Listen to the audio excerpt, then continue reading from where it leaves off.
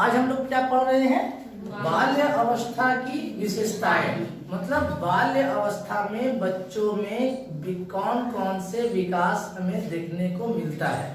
दूसरा चीज, बाल्य अवस्था में किस किस टाइप का परिवर्तन या कौन कौन से गुण हमें देखने को मिलता है, इसी चीज पर फोकस करना है। सवाल इस पे हमेशा आता है, इनमें से कौन, सवाल इस टाइप से आता है, इनमें से कौन बाल्य अवस्था की एक प्रमुख विशेषताएं हैं।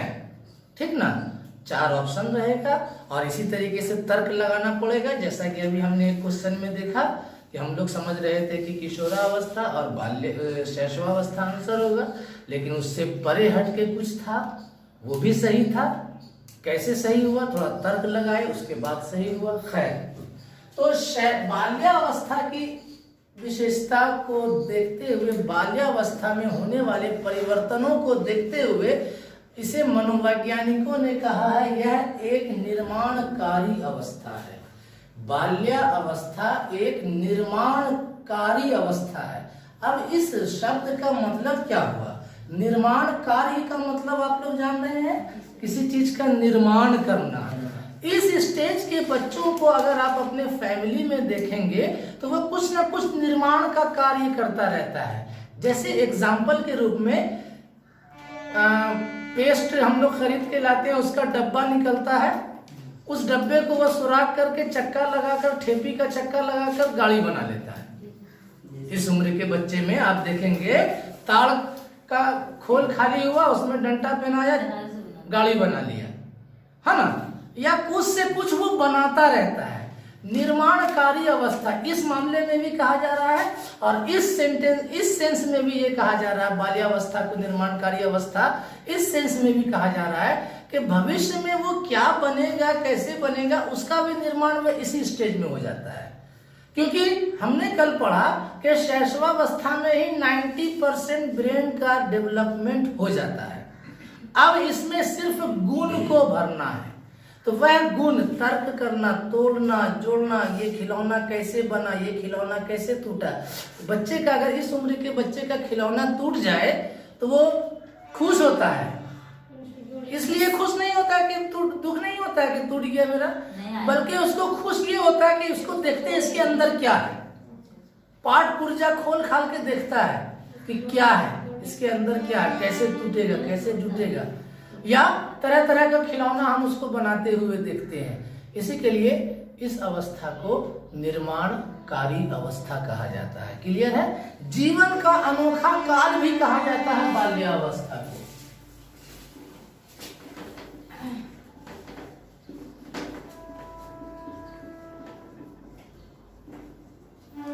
कॉल एवं ब्रूस मनोवैज्ञानिक हैं, 2 मनोवैज्ञानिक हैं, इन्होंने ही बाल्यावस्था को ये नाम दिया है कि बाल्यावस्था तो जीवन का अनोखा काल है, एकदम अनोखा काल है। किस मामले में अनोखा है? कि इस उम्र में बच्चा अजीब अजीब हरकत करता है। कॉल एवं ब्रूस ने बाल्यावस्था को जीवन का अनोखा काल कहा है। अनोखा का क्यों कहा है? क्योंकि उन्होंने बच्चों को ऐसी ऐसी हरकत करते हुए हम लोग देखते हैं जिससे कि लगता है कि अरे भाई इतना बड़ा बच्चा ऐसा कैसे कर लिया, ये बच्चा इस तरीके से कैसे कर लिया।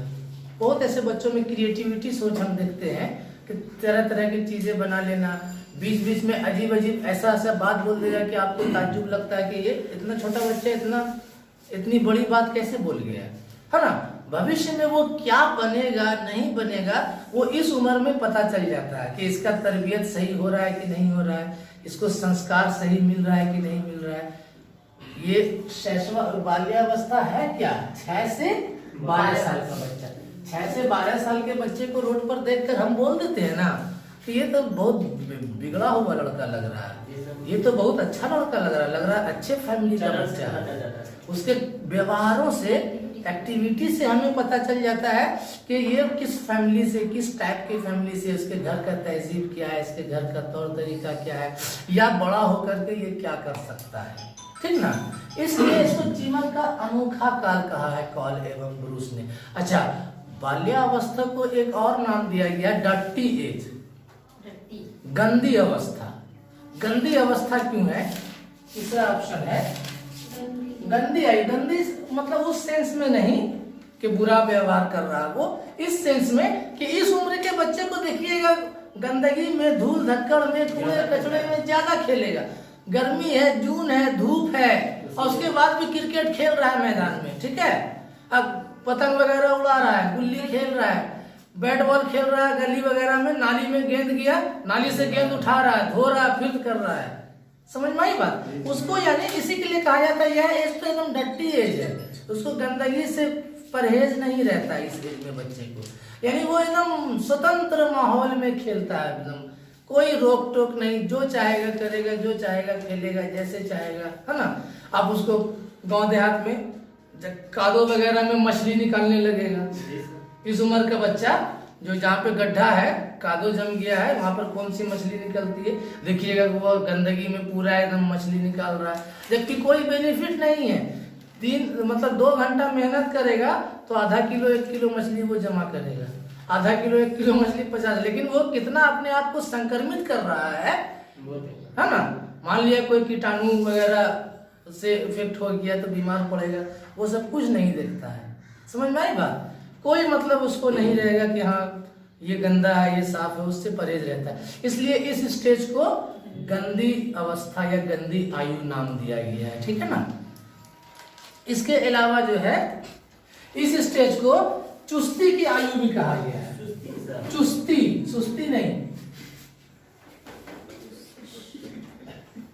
चुस्त दुरुस्त रहता है, दिन भर खेलता रहता है, थकता नहीं है, नहीं देखते हैं हम लोग। थोड़ा सा खड़े होकर 1 घंटा पढ़ा लेते हैं तो फिर थोड़ा देर बैठ जाते हैं चेयर पे, बैठ के पढ़ाने लगते हैं। लेकिन उस बच्चे को देखिएगा इतनी धूप में भी दिन भर खेलेगा और उसको फिर भी थकेगा नहीं, जी नहीं भरेगा। छोड़ दीजिए ना, उसको दिन भर खेलते रह जाएगा, स्कूल नहीं जाएगा लेकिन वो खेलने को ज्यादा पसंद करेगा। समझ में आई बात? इस एज में बच्चे में बहुत ज्यादा स्फूर्ति रहती है, चुस्ती को हम स्फूर्ति भी कह सकते हैं। बहुत ज्यादा वो एक्टिव रहता है, चंचल रहता है।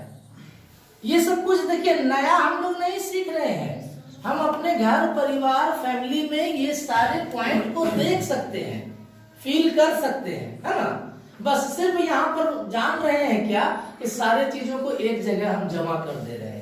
ये सब पहले से आप लोगों को पता है, आप अपने माहौल में, अपने आसपास गांव घर में, परिवार में या गांव के पड़ोस के बच्चों को ये सारे गुण लक्षण आपको देखने को मिलते होंगे, लेकिन आपने इस तरीके से स्टडी नहीं किया कि अच्छा इतना डेवलपमेंट होता है। जबकि अकेला आपने सारा डेवलपमेंट को देखा बच्चे में। आज हम लोग सिर्फ क्या कर रहे हैं, सारे लक्षण को एक जगह जमा कर दे रहे हैं। क्लियर है? चुस्ती की आयु क्यों कहा जा रहा है, इसको ज्यादा एक्सप्लेन करने की आवश्यकता नहीं है, क्योंकि दिन भर वो चुस्त दुरुस्त रहता है। बीमार पड़ेगा तभी वो बेड पकड़ेगा। कभी कभी तो ऐसा बीमार है फिर भी उठ के खेलना पसंद करता है कि नहीं हम जा रहे हैं खेलने। हम लोग डांटते हैं बीमार पड़ा हुआ है, खेलने जाएगा, बैठो आराम करो, थक जाओगे तो और फिर फीवर आ जाएगा। तो चुस्ती की आयु है। अच्छा, एक और पॉइंट है, इसको विद्यालय की आयु भी कहा जाता है।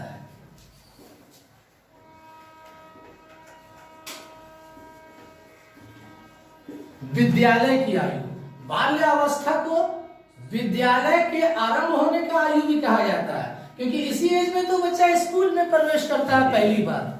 4 साल की उम्र के बाद बच्चा स्कूल में हम एडमिट करा देते हैं ना, स्कूल में बच्चे का एडमिशन करा देते हैं। अब उसको अचानक एक स्कूल का माहौल, नया माहौल, अभी तक तो घर में पास पड़ोस के बच्चों के साथ खेल रहा था और अब उसे एक नया माहौल मिला, स्कूल में एडमिशन हुआ, अब स्कूल के माहौल में आया वो, है ना। यही से मतलब बच्चों की शिक्षा की शुरुआत मानी जाती है।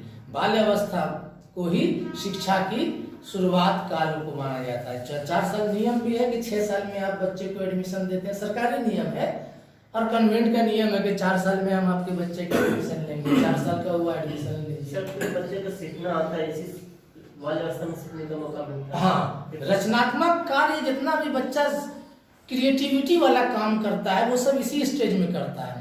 रचनात्मक कार्य या क्रिएटिविटी या सृजनात्मकता, सृजनात्मकता मतलब होता है अपने आइडिया से कुछ बनाना। जैसे बताए ना कि डिब्बा बोतल वगैरह से वो गाड़ी बना लेता है, ये सब। हाँ, तो विद्यालय की आयु क्यों कहा जाता है, क्योंकि हम जान रहे हैं कि इसी एज में बच्चा पहली दफा स्कूल के माहौल में प्रवेश करता है। इसलिए इस एज को विद्यालय की आयु या विद्यालय की अवस्था भी कहा जाता है। क्लियर है? लेकिन देखिए, ये तो ऊपर की बात हुई सर, ये 5-6 पॉइंट ऊपर की बात हुई।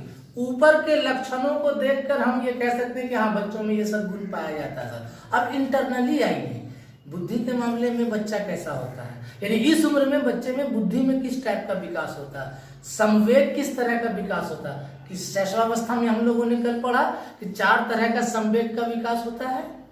कौन कौन? भय, क्रोध, बोलिए, दुख, प्रेम। ये 4 संवेग। और बुद्धि के बारे में क्या पढ़े थे? ये तर्क नहीं लगा सकता है ना। औतार्किक चिंतन, आपने औतार्किक का मतलब पूछा था, औतार्किक चिंतन करता है। अब यही का उल्टा यहाँ हो रहा है। अब यहाँ पर बच्चा बुद्धि के मामले में तार्किक चिंतन प्रारंभ कर देता है। संवेग के मामले में थोड़ा और उसके संवेग आता है। एक पॉइंट और हम लिख सकते हैं, इसको कहा जाता है दोस्ती यारी वाली अवस्था। मतलब वो हाँ, सर्किल अवस्था, समूह की आयु।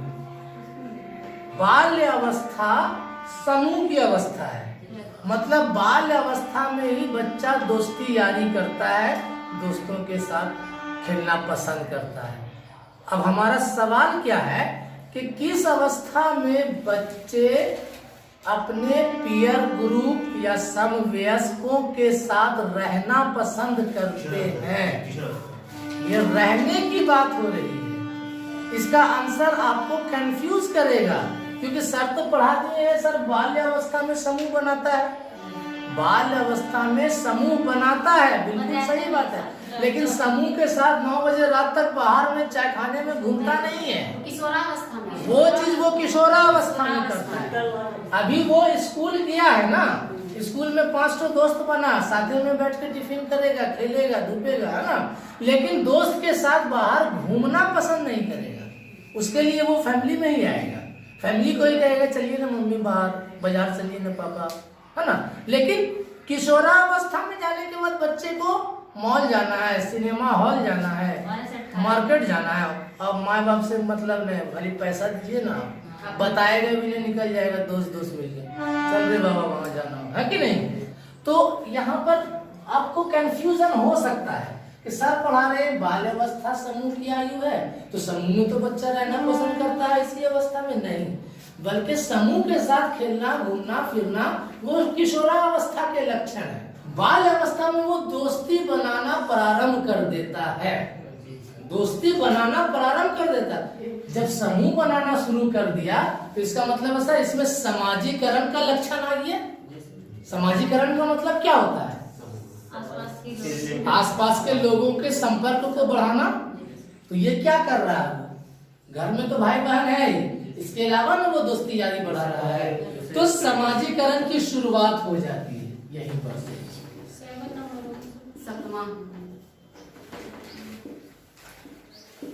एकदम इसी तरीके से इजी मूड में समझना। समाजीकरण में कौन कौन सा लक्षण है इसको समझिए। समाजीकरण का साधारण अर्थ हम ये समझते हैं, समाज के लोगों के साथ संबंध बनाना, संपर्क करना। लेकिन उस समाजीकरण में हम सीखते क्या क्या है? एकता सीखते हैं, भाईचारा सीखते हैं, ठीक है। डिसीजन लेने की क्षमता का भी विकास होता है। स्वयं डिसीजन, स्वयं निर्णय लेने की क्षमता का भी विकास होता है। नेतृत्व की क्षमता का भी विकास होता है। समाजीकरण के ये सारे लक्षण हैं। समाजीकरण का अर्थ क्या हुआ? समाजीकरण के अंदर क्या क्या बातें शामिल है वो मैं यहाँ समझा रहा हूँ आपसे। ये समाजीकरण का सिंपल मतलब सिर्फ ये ना समझना है कि हाँ संपर्क बढ़ाना, बल्कि समाजीकरण में संपर्क बढ़ाने, संपर्क जो हम बढ़ाते हैं तो उस संपर्क से हमारे अंदर इतने चीजों का विकास होता है। अब इसे समझिए। एकता, दोस्ती करते हैं ना, ग्रुप बना देते हैं, मेरा दोस्त है चल तो कुमारी से उठा के पटक देंगे। ये एकता का परिचय है, भाईचारा का परिचय है। स्वयं निर्णय लेने की क्षमता, बाहर में बच्चा बच्चा आपस में मार करता है, आपस में झगड़ा करता है, तो खुद से डिसीजन लेता है कि दूर हटा बाबा, चुप हो जाए, चोट लगा हो लेकिन चुप हो जाए। तो घर वाला देखेगा बेटा मारेगा, लेकिन बाहर में जाके मार, खुद से निर्णय लिया ना, और घर में गिर गया तो कितना दुलार दिखाता है। चोट लगी जरा सा और रोएगा 1 घंटा नहीं, लेकिन बाहर में गिर पड़ के आ जाएगा, मारपीट करके आ जाएगा, कट भी गया, छेछाड़ लग गया, तो ये वो, इसमें क्या, उसमें दृढ़ निश्चय, मतलब सहने की क्षमता का विकास हुआ। स्वयं निर्णय, बच्चा जो खेल रहा है, खेल खेल में कोई बेईमानी किया है ना, ये क्या करता है, विरोध करता है, इतने बेईमानी कर रहा है। अपनी बात को कैसे पेश किया जाए, कैसे उसके बेईमानी को नकार के अपना बात ऊपर किया जाए, ये भी ना विकास हो रहा है कि नहीं तुम बेईमानी की, तुम ऐसे में ऐसे की, ऐसे में ऐसे की, इस तरीके से। अच्छा, 5 लड़के का दोस्त रहता है तो उसमें से एक तो हेड बनने की कोशिश करता है, सभ्य हेड बनने की कोशिश करता है कि हम पूरे ग्रुप के हेड हैं, नहीं बुझा। मान लिया कि टीम बनाया है तो हम कप्तान बनेंगे, हम कप्तान बनेंगे, तो नेतृत्व करने की क्षमता का विकास हुआ। तो दोस्ती बढ़ाने से हमारे अंदर इतने गुणों का विकास होता है, इसलिए बच्चों को बाहर छोड़ना चाहिए। कुछ फैमिली हैं या मेट्रो वगैरह में या एडवांस शहर में कि बच्चे को रूम के अंदर पैक रखते हैं। पैक रखने से देखिए आपका इन सारी चीजों का विकास नहीं हो रहा है। हालांकि ये स्पेशली लक्षण ये जो है ज्यादा मात्रा में आपको किशोरावस्था में देखने को मिलेगा। किशोरावस्था में तो वो सामाजिक कार्यों में हिस्सा भी लेने लगता है। कोई सामाजिक कार्य हो रहा है, हाँ भाई चलो सरस्वती पूजा बैठाना है भैया मूर्ति, है ना, चलो चंदा इकट्ठा करना है, मुहर्रम का खड़ा उठाना है, तो वो लोग अपना ग्रुप बना देगा। क्लियर है यहाँ तक? 1-2 पॉइंट और पढ़ेंगे। तार्किक क्षमता का विकास,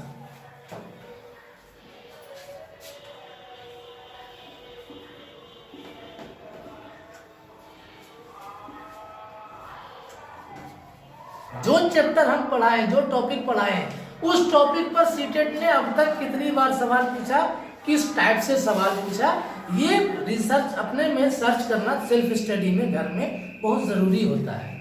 तो आपने 10 पॉइंट यहाँ 9 पॉइंट आपने सीखा। अब इस 9 पॉइंट को हमने बेकार सीखा या उपयोगी है हमारे लिए, ये कैसे पता चलेगा कि इस पॉइंट पर सीटेट सवाल करता है या नहीं करता है? अगर करता है तो हमारे लिए उपयोगी है, इसको ध्यान में हमें रखना है। उपयोगी नहीं है तो उसको नहीं पढ़ना है, इस पर ध्यान नहीं देना है ना। तो यहाँ पर आप इंस्टीट्यूट में आए हैं तो बेकार चीज तो नहीं पढ़ाया जाएगा। जो चीज, जो टॉपिक हम पढ़ा रहे हैं समझिए कि आया हुआ ही है, लेकिन आपको कैसे समझ में आए, आप में कैसे क्षमता विकसित हो कि हाँ अब ये टॉपिक जब हमने पढ़ लिया है तो इस टॉपिक से अब सवाल गलत नहीं होना चाहिए। इस तरीके से कंटिन्यू प्रोसेस रहेगा तब ना धीरे धीरे हमारे दिमाग में सही आंसर का स्टोर बढ़ेगा। तो ये सिलसिला जारी रहना चाहिए। ये नहीं कि चलो क्लास कर लिया काफी है, नहीं काफी है। हम खूब जी तोड़ मेहनत भी करेंगे तो आपको 100% नहीं दे पाएंगे, ठीक ना। आपको ही कुछ परसेंट अपने से भी गेन करना पड़ता है। जब आपको वाइगोस्की का थ्योरी पढ़ाएंगे तब आपको पता चलेगा। वो पढ़ा चुके हैं, वाइगोस्की का थ्योरी पढ़ाएंगे तो आपको क्या बताए कि कुछ तो आप अपनी क्षमता से आते हैं और कुछ में हमारी जरूरत पड़ती है। तब हमारी जरूरत थोड़ी सी पड़ती है आपको, 100% नहीं। तो लेकिन हम यहाँ पर क्या कहते हैं कि हम खूब जरूरत आपकी पूरी कर रहे हैं, आप थोड़ा मेहनत करने कीजिए। थोड़ा क्या करना है, कोई बड़ा पहाड़ नहीं तोड़ना दशरथ मांझी की तरह, बस सिर्फ इतने करना है कि जो टॉपिक पढ़कर यहाँ से जाएं उस टॉपिक पर क्वेश्चन 4-5 तो खोजिए कि सीटेट ने पूछा या नहीं पूछा है। पूछा है तो किस टाइप से पूछा है। जितना इजी वे में सर समझाए हैं क्या उतने इजी सवाल पूछ रहा है? उतना इजी सवाल करता तो अभी रिजल्ट बहुत ज्यादा होता। कल जो एग्जाम रिजल्ट आया है बहुत ज्यादा रिजल्ट होता। उतना इजी वे में सवाल नहीं करता है।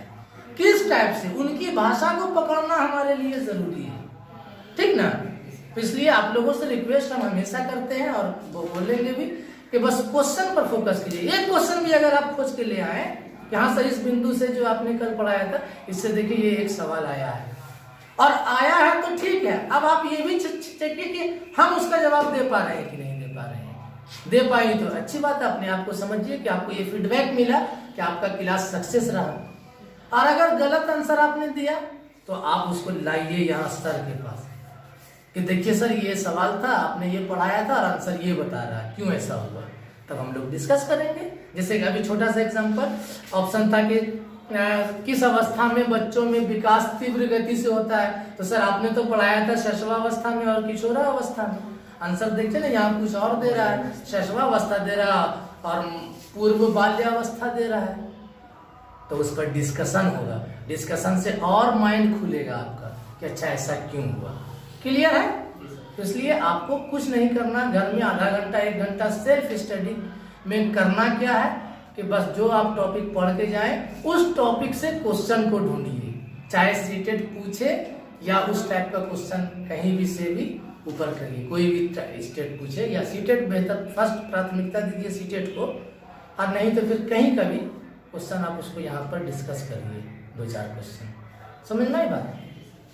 तार्किक क्षमता का विकास, हालांकि किशोरावस्था के ये लक्षण है, पूर्ण रूप से तार्किक क्षमता का विकास किशोरावस्था में करता है टिपिकली, लेकिन जो है शुरुआत यहाँ से हो जाता है। मूर्त चिंतन करना वो प्रारंभ कर देता है, मूर्त चिंतन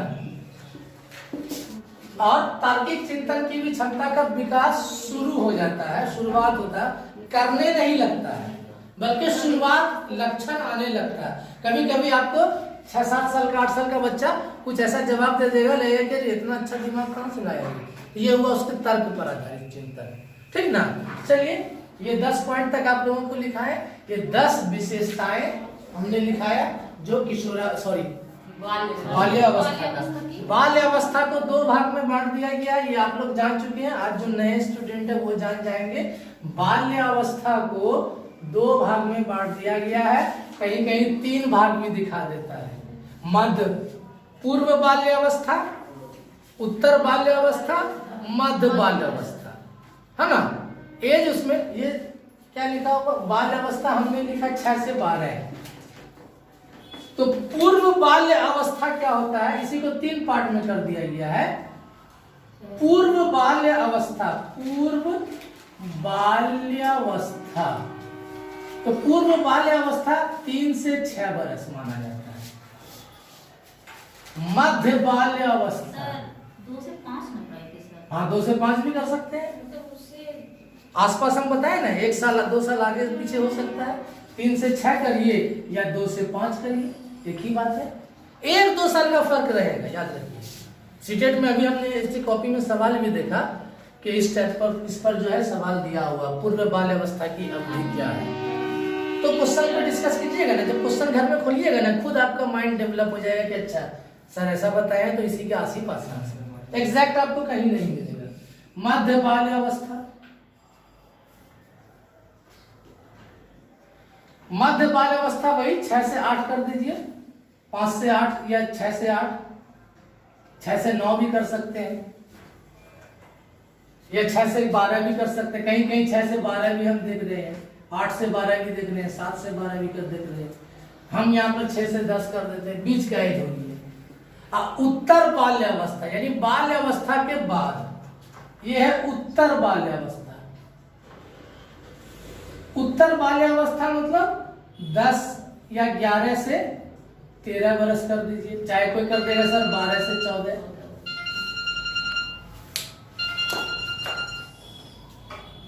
हेलो, हाँ गुड मॉर्निंग सर, जी सर, जी जी जी सर, थैंक यू सर। ऐसे भी तो जानकारी थी, आज तैयारी है, प्लान आएंगे। जी सर, थैंक यू।